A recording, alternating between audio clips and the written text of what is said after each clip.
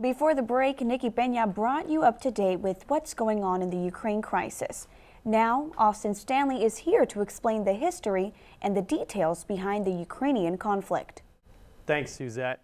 With all the talk of World War III going around, we decided to give you some context on what's happening in Ukraine. The government of Ukraine formed after the Soviet Union collapsed in 1991. For the last 20 years, Ukrainian politics has been a struggle between joining Western Europe while relying on Russia for all of its gas. It was the most recent president, Viktor Yanukovych's decision to not sign an agreement with the European Union that started the protests you saw on TV.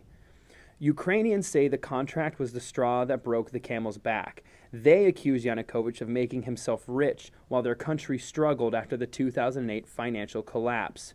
They also say he gave in to pressures from Russia, who starved Ukraine of gas before. So why does Russia care if Ukraine joins the EU?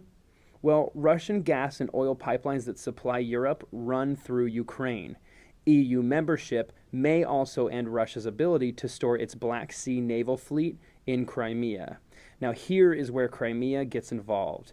During Ukraine's Soviet years, Russia gave it control over the Crimean Peninsula, which is attached to mainland Ukraine. Crimea is a republic, a semi-autonomous country, one controlled by the Ukraine, but that elects its own parliament. Almost 60% of its population are Russian.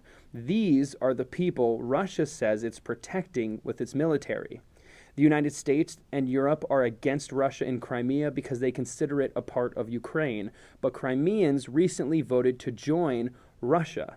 So the question now is, does the semi-autonomous country with its own elected officials get to choose what country it belongs to?